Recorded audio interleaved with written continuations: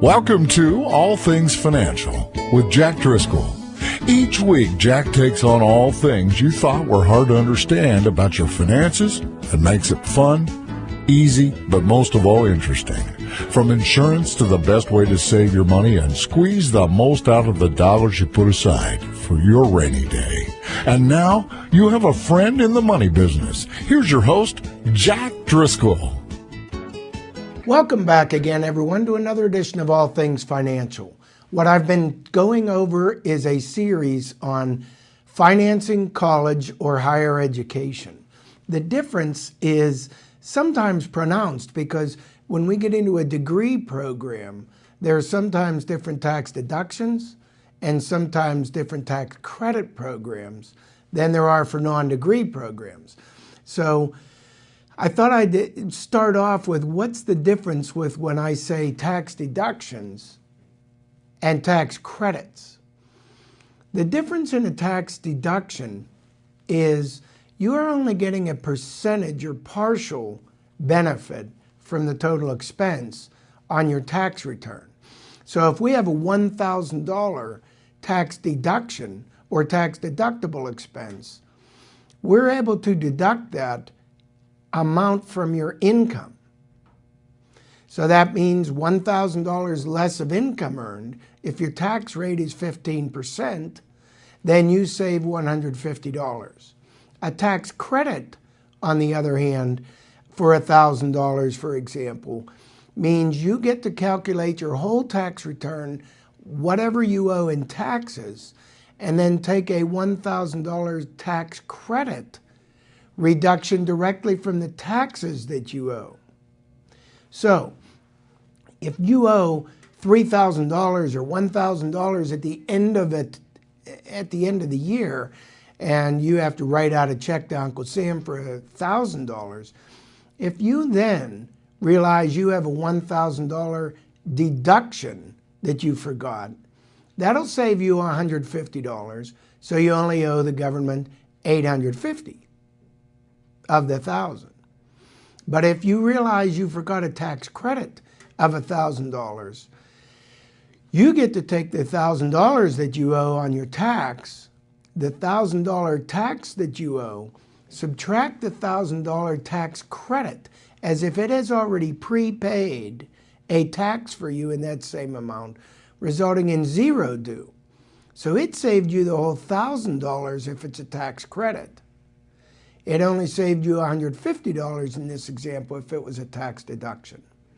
Now that applies to everything when we're talking about income taxes, the difference interchangeable words on tax deduction versus tax credit. So remember that when we're dealing with energy tax credits for putting new energy efficient windows in or any type of credit, anytime you hear tax credit, jump for joy. When you hear tax deductions, well, you could just be happy about it. So there's a huge difference. When you see that word credit, jump on that. That's a big advantage, usually. There are some cases when tax deductions are the way to go. And those times are when you either do not qualify for a tax credit due to your income being too high or other reasons. And I'll get into a couple of those here today for college. Or the amount of your expenses, the tax deduction is actually resulting in a larger tax refund. So sometimes we have to do the math both ways. And sometimes you cannot qualify or take both. Sometimes you have to take the tax deduction or the tax credits. So I just wanted to start off with that because most people get that confused. Now there are some programs, tax credit programs, that are available through the federal government to help offset your taxes, which helps against your college expenses. And there are two main ones, the Lifetime Learning Credit and the American Opportunity Credit. And I will get into a little bit of details on that just to help you understand those two programs. But I wanted to share with you first something that's little known. We get into these tax credit programs, and again, the two largest ones, we used to have the Hope credit. Some of you may be familiar with that. That permanently got replaced by the American Opportunity Credit. So that's about $2,500, and over a 4-year college education per student, that could be worth over $10,000 savings in financing college education. Actually, remember I talked last week and the week before that about getting money for free on scholarships, loans versus grants? When we look at American Opportunity Credit and Lifetime Learning Credits, Lifetime Learning Credits typically $2,000, let's say, a year on average. There are income qualifications, though. You can't make too much. You can't make more than around $80,000 a year as a single or $160,000 a year married, roughly, to be able to qualify for some of these programs. The Lifetime Learning Credit, for example. But when you look at these two credit programs, the American Opportunity Credit, $2,500 a year per student, if you qualify, means you owe Uncle Sam $2,500 less in tax that you would have otherwise owed. That's free money. So that's a true bona fide benefit the way I see it. So when we look at financial aid packages, and I ask you to look at the difference in disseminate grant, loan, see the difference. I'm saying the same thing here. When we see tax credits, that's free money. It's actually a replacement of money you're already spending for college. So the government's saying you don't have to spend it also on taxes. So you're actually using tax dollars in a situation to pay for college, a portion of what you already would have paid in tax. That's huge. So I like that because it's free money. Now, I talked in other programs on estate planning, having nothing to do with college or education, financing education. Some of you will remember this, where I'm asked often, what's the amount I can gift to any one person? What can I gift to grandchildren? What can I gift to children? I get asked that all the time. What's the maximum amount you're allowed to gift? And you'll remember in prior shows I said, you can gift as much as you want. The rule is today that you can gift up to $14,000 to any one person without having to file a gift tax return.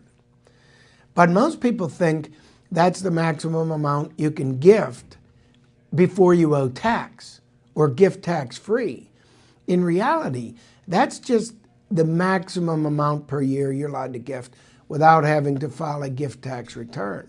Now, the reason I bring that up in today's show, dealing with education expenses, is there are a couple exceptions that you can do in addition, gifting in addition to that $14,000 a year per person without having to file a gift tax return, and with it still being gift tax free.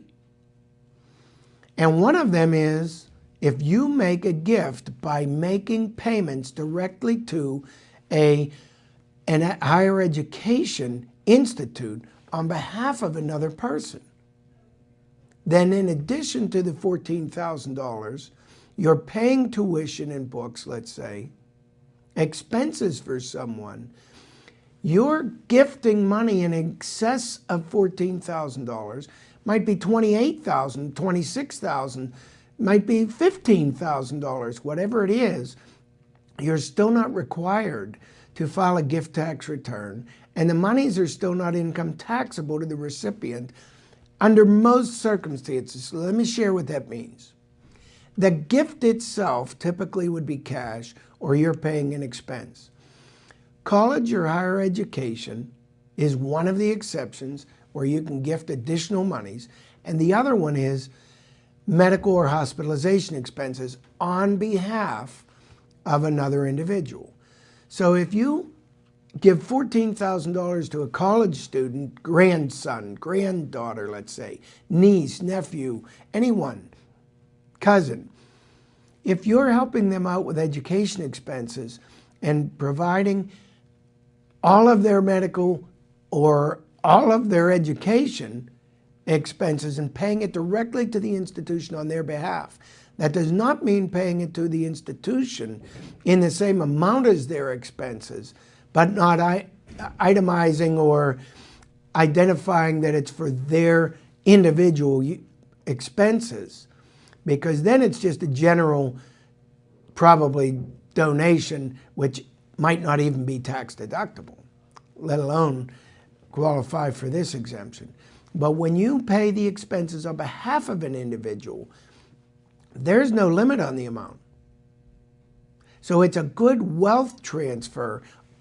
Some people say income shifting strategy, where you're able to get money over to on behalf of another person and not be stuck with that $14,000 maximum annual gifting.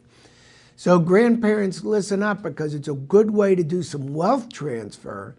And most times you're using cash, obviously, on funds that you already cashed out, paid taxes on, and now you're just writing a check. So that's where it's tax-free. Once in a while, you'll see someone gift to a college, or let's say any student, some assets that have not yet been taxed. Well, those, when we say a gift is tax-free, those assets, if you gift $14,000 worth of shares of stock to any other individual, that gift is tax-free. But when they cash in the stock, that is not tax-free. That's going to be a taxable event to them. So if you, as the donor, or the giftor, as we'd say, have the stock, and you sell the stock, you pay the tax, then you make the $14,000 gift out of the after-tax proceeds. Now it's gift tax-free and income tax-free. So I thought I'd better clarify that, because a lot of people don't think about that. A $14,000 gift is tax-free, is what we all say. So you say, okay, here's $14,000 worth of stock. That's a little different. We're talking cash gifts are tax-free. But in addition, remember, you can pay college expenses. So take advantage of this for all of you grandparents, let's say, for this example, who are looking for ways to reduce your estate or begin transferring some assets to help others in your family now, not waiting till you pass away or whatever.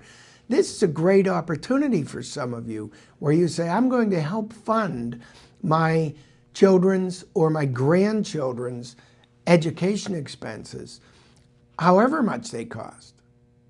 And I'm not subject to the $14,000 limit. All right, so I wanted to share that with you. Now, we get into the tax credit programs, and we get to the tax deductions versus tax credits. Let me start with the tax credit programs first.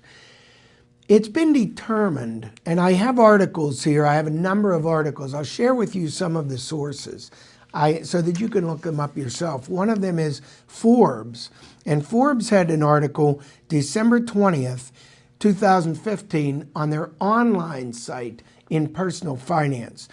And that's the one that identifies $10,000 per child in college tax credits. And it goes on to say in this article, which college credit should you claim? And that's where we get into the American Opportunity Tax Credit, which is $2,500 per what they call eligible child, versus $2,000 for the lifetime credit.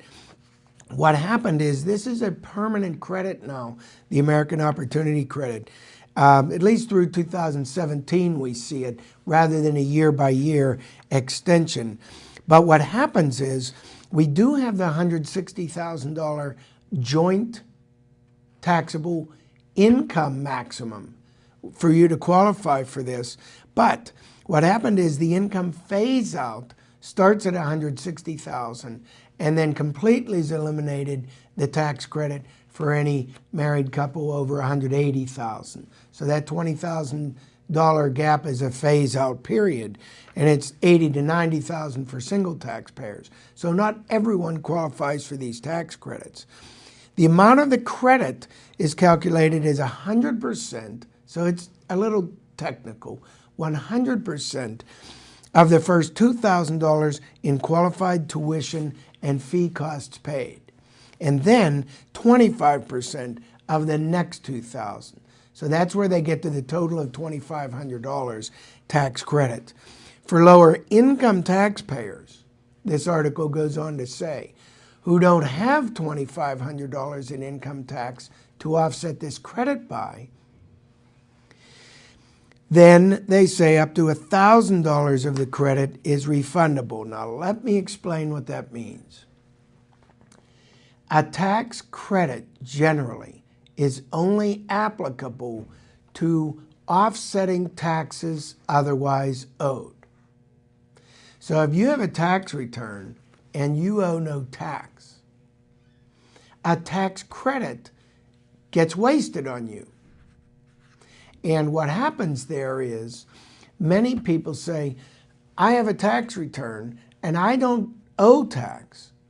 And then when we look at their tax returns, they had $3,000 or $4,000 income tax withheld from their pay all year long, and they're getting a refund of $1,300 or $1,200. So they say, I don't pay taxes. In fact, I get money back.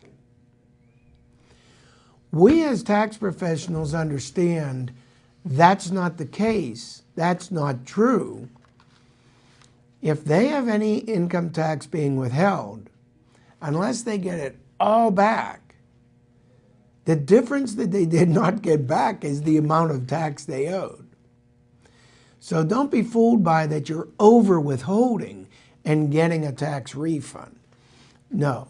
The cases I'm talking about are people who don't owe income tax.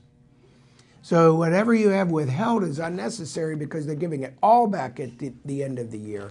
If you withheld nothing from any pays, Social Security or pensions or your regular work pay, you still wouldn't owe any tax at the end of the year. So the amount of taxable income, let's say, is zero. Now there, you might be some of those people who truly owe no tax. Now these tax credits might be being wasted because, as I said, you have a $2,500 tax credit, but tax credits only go against the tax you owe. If there's no tax you owe, then the tax credit is not, it's not what they call a refund to you. I don't know why they use the word refundable, because a tax credit, when you think refundable, is refunding your credits. But here's what it really means. If you owe zero income tax, let's say, you have no tax credit, you're not eligible for any tax credit, then this article in Forbes goes on to say, but yes, $1,000 on the American Opportunity Credit is refundable, but the tax code means refundable means they'll pay you cash even if you owed no tax. So be careful of that. I don't want to go into that in too much detail.